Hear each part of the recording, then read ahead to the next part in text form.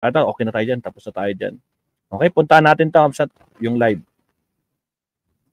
Okay, 9 minutes lang to. Dito pala. Kanina in interview ni Konto ni Justice Ascuna. Merong interview kay Karen Davila. Tingnan natin. Ano bang violation ni violation ni Martires, no? Secretary Justice mismo ang nagsabi na posibleng may violation at parusa. Ito ang si Martires, mga kakabsat. Okay, pakinggan natin si Attorney Enzo Recto. Sounds. Attorney Ricky Tutorgo. Alright. Po tanghali, hapon, gabi. Pinapanood man po ninyo ito ng live man po o replay. Mga kabunyog, mga kababayan, ang ating pong pagbati ng magandang araw, Pilipinas at mundo. Eto mga kabunyog, mga kababayan, maganda tong topic natin ngayon. Mismo ng isang retired Associate Justice ng Korte Suprema. Siyempre, kagalang-galang yan. Hindi ito tulad ng ibang mga retired Associate Justice na questionable ang pagkamakagalang-galang. Ito, kilala ninyo ito, si retired Associate Justice Adolf Ascona. Magaling na constitutionalist. Magaling na dating Associate Justice ng Korte Suprema. Nagbigay ng comment dito sa issue tungkol sa pagkaka-reverse ng dismissal order kay Villanueva. Ang sabi ni retired Associate Justice Adolf Ascona, posibleng ang may violation. At kung mapatunayan yung violation na yan, ay posibleng maparusahan si Martires. Deo Marte, shout out. Good afternoon, Kamunyog, Amelia Graysky, shout out sa inyo dyan. Sa Ordaneta City, Pangasinan, si Mark mga kasama natin dyan, shout out din sa inyo. Nang Lucero, kumusta? Maribel Villanueva sa Hong Kong. Ricky Tumutorgo YouTube. Shout out sa inyo. Sa Facebook, sa Attorney Ricky Tumutorgo natin. Wait lang. Puro bata. Kay Lita Niven. Bunyog, mga kabayan. Sinang Lucero pala, kasamahan namin sa Bunyog dito sa Naga City Chapter. Shout out. Sa Concepcion, Pequeña. Remy. Ayan, mga kabunyog, ito. Pag-usapan natin itong topic natin ngayon. Charger. Nga dito. Maganda kasi mayroong, kumbaga ito, lalabas expert opinion ito, mga kabunyog, mga kabayan. Expert opinion, dahil eksperto sa constitutional law itong si Adolf Ascona. Ayan po yung title ng nakalagay diyan sa ANC, there may be a violation. Sabi yan ni Adolf Ascona. Ito pa po, ipakita ko sa inyo. Ayan. Sabi dito, yan yung picture ni Adolf Ascona. Ayan, yung caption sa baba. Mga kabunyog sa ABS-CBN, ANC, News Channel. Ayan, sa interview sa kanya ni Karen Davila, sabi mismo diyan ni dating Associate Justice Adolf Ascona ng Korte Suprema, ayan po, ex-ombudsman Martires could lose his benefits for violating provision on disposal of cases. Yan pwede siyang matanggalan ng mga benefits niya bilang retired, bilang retired ombudsman. Yan ang posibleng maging parusa sa kanya. Ano ba ang posibleng violation niya? Actually, napakaganda ng paliwanag napakaganda, mga kabunyog, ang paliwanag ni retired Supreme Court Associate Justice Adolf Ascona. Ang sabi ni retired Supreme Court Justice Adolf Ascona, valid ba yung pagkaka-reverse ng dismissal order kay Villanueva? Alam naman natin na ang nag-dismiss kay Villanueva ay si dating ombudsman Conchita Carpio Morales. Yan ang pinalitan nito ni Martires, si dating ombudsman Conchita Carpio Morales. Mga kabunyog, mga kababayan. So ngayon, ang pinalitan ni Martires ay si Conchita Carpio Morales. Si Conchita Carpio Morales, siya ang nag-dismiss kay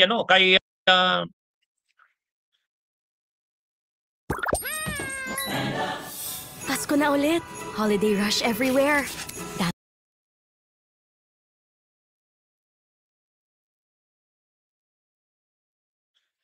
Kay Villanueva, 2016, dismissal order. O ngayon, ang ginawa ni Martires, dinismiss, alam nyo kung kailan? 2019. Ang problema, sinikreto hindi pinaalam sa publiko yung pagkaka-dismiss. Oh, ngayon ang tanong, valid ba yung pagkaka-dismiss kung hindi pinaalam sa publiko? Magkaiba-iba ang mga opinions. Nakita natin yung opinion ni Dick Gordon. Finicture na rin namin yan dito sa YouTube channels namin at sa Facebook page namin. Sabi ni Dick Gordon, sa ganung napaka-importanting desisyon, hindi mo pinaalam sa publiko, ay medyo yon, posibleng walang bisa yung desisyon na yon. Ganon din yung opinion ni dating Solicitor General Pilo Hilbay, si Florin Hilbay, Martap Natcher yan.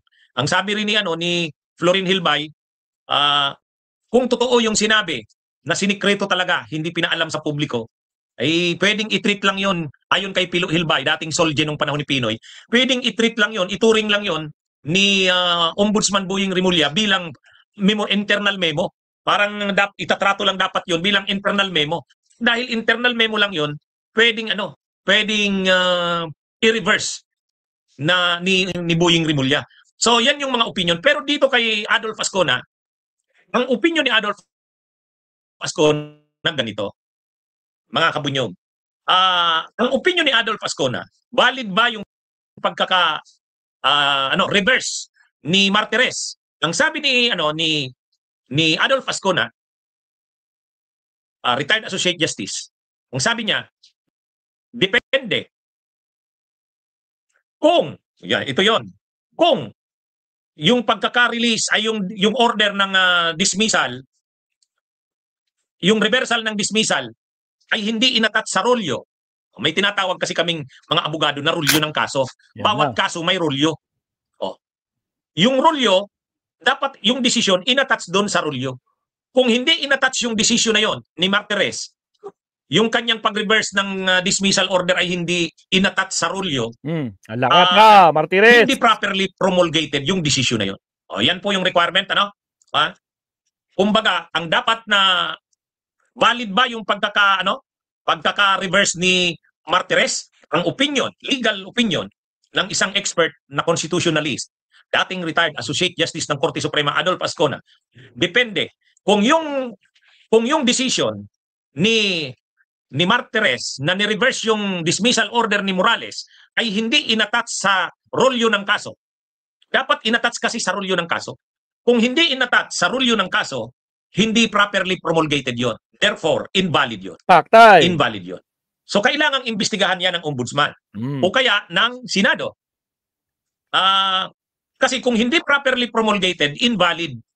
Pero, kung inattach sa rolyo yung decision, invalid yung pagkaka-dismiss, ay yung order.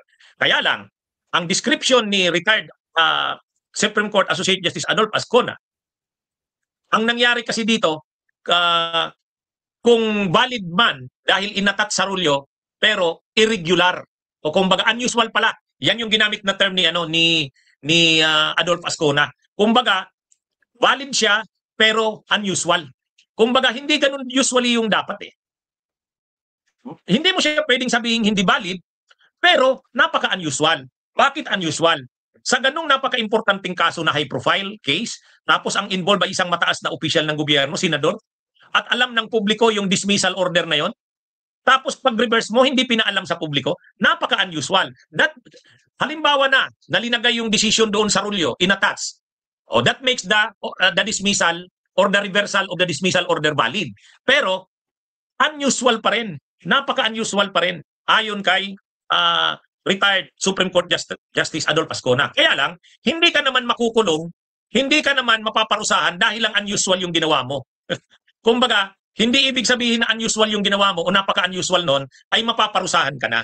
Kaya lang, siyempre, nakakataas ng kilay at siyempre nakakangit-ngit sa part ng publiko, nakakadismaya. Yan mga kabunyog, mga kababayan, kumbaga, ang sinasabi ni Adolf Ascona, ilinaw ko lang uli, valid ba yung reversal ni Martires ng dismissal order ni Morales? Depende. Kung yung dismissal or yung reversal ni Martires ay inattach sa rolyo ng case, valid yun. Kaya lang, yung hindi paglabas ng decision, unusual. Kaya lang, alam natin na napaka mali ng na yon. Kasi, ang case na yon, public interest yun. Kasi ang involved doon si si Villanueva na senador. Alam na ng publiko 'yon na dinismiss yan ni Morales. Ngayon kung ni-reverse mo 'yon, usual na hindi mo i-announce 'yon. Kaya yung mga rason na ginamit ni Martires na di umano gusto niya lang protektahan yung future, yung dignity ni Villanueva ay medyo Biro mo, gusto niya protektahan yung future tsaka dignidad ni Villanueva. Anak ng kamuting sagot yan, oo. Napaka-unusual, irregular nung ganung rason. Hindi ka bilib-bilib yung ganung rason. Anyway, mga kabunyog, mga kababayan, yan yung ano. So, ang sitwasyon dito, iimbestigahan na ng ombudsman. Yan. Put Jesus first. Lagot na mga kabsat. Naku po. Sige. Kasuhan nyo na lahat ng mga pinaggagawa nilang kalokohan. Ito, Ombudsman to review possible violations of secret reversal o Villanueva's dismissal. Agoy.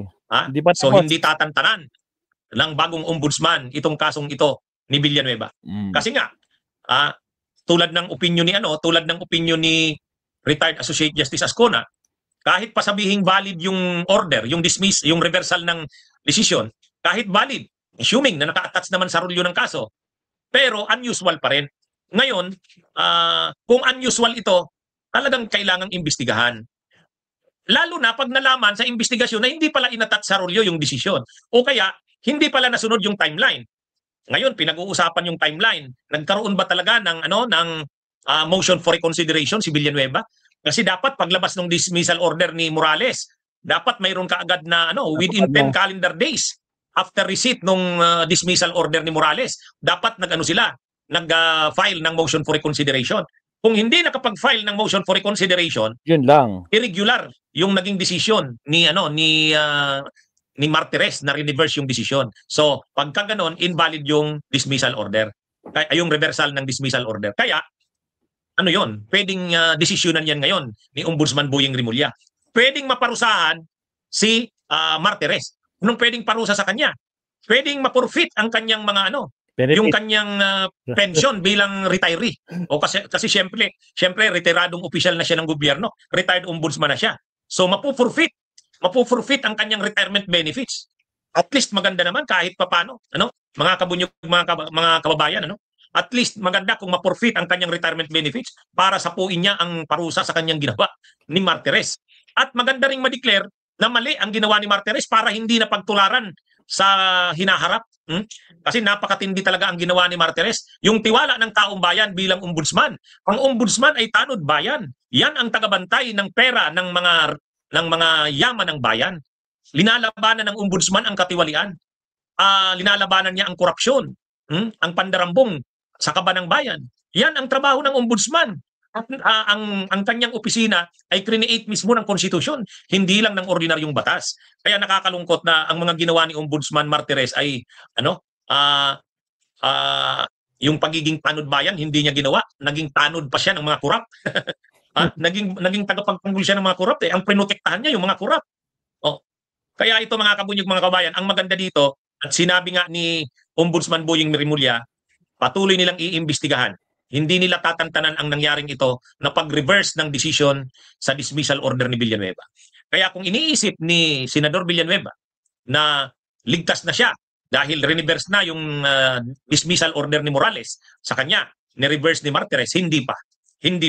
Iimbestigahan di umano ng ombudsman yung posibleng violations ni Martires. Kapag napatunayan na talagang may mga violations, mananagot si Martires at posible pa rin i-reverse uli ni Boyeng Rimulya bilang bagong ombudsman ang decision. Posible pa rin ma-reverse kung invalid yung reversal ng dismissal order. O yan mga kabunyog, maganda tayo, maganda ito. Mamaya, pinapa-download ko sa aking mga staff yung kompletong interview kay retired Supreme Court Associate Justice Adolfo Ascona. Panuorin nyo. Alam nyo dito sa aking mga YouTube channels at Facebook page, mayroon dito yung source. Di ba? Source ng mga balita at komentaryo. Yun ay mga gawa ng mga staff ko para yung mga dinidiscuss kong topics ay may supporting tayong mga video. Kasi hindi ko na nadadownload yung mga video. Gusto ko i-discuss na kaagad. Pero kung gusto nyo mapanood yung mga video ito, yung source kumbaga ng mga discussions ko, panoorin nyo yun mga kabunyog. So, suportahan natin ang mga ginagawang ito ng bagong ombudsman. Maganda ito. Dapat talaga maturuan ng leksyon si Martires. dito sa ginawang ito na pasikretong pag-reverse ng desisyon sa dismissal order ni Villanueva. At kung akala naman ni Villanueva ay libre na siya dahil ni-reverse na ang desisyon sa kanya, huwag ka munang magsaya, Senador Villanueva. Iimbestigahan pa. Iimbestigahan pa. Bakit nyo sinikreto? Kung wala naman kayong tinatago, bakit nyo sinikreto na hindi pinaalam sa publiko? Kaya tama si retired Supreme Court Justice Associate Justice Adolfo Ascuna. Sabihin pa nating valid yung yung reversal, yung order ni Martires, pero highly unusual, napaka-irregular yung ginawa. Bakit sinikreto? Totoo naman yung sinasabi ni Martires, walang obligasyon ng ombudsman na lahat ng desisyon nito ay ilabas sa publiko. Walang ganon. Tama yan. Pero sa ganon ka-importanting kaso, alam lahat ng publiko yan. At ano yan nakarating sa Senado yan. 3, 2, Alright. 1, start.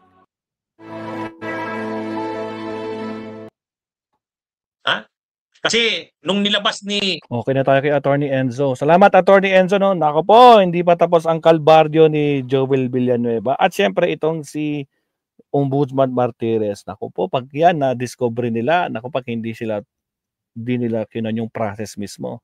Actually, may narinig pa ako kay Ascuna kanina, na sabi niya, parang dapat 2 years, 'di ba? 2 years. 2016 'yun, 'di ba? Yung order ni Conchita Morales, Carpio Morales. Tapos dinismiss ng 2019. So 3 years. So parang hindi pasok. Pero parang ganoon yung sasabi ni Justice Ascuna kanina sa interview niya kay Karen Davila kanina. Alright? So, next topic tayo, Mabsat. Ako pa, last. Dito tayo kay Attorney, sino to? Si Attorney, Attorney Rene Bueno tayo.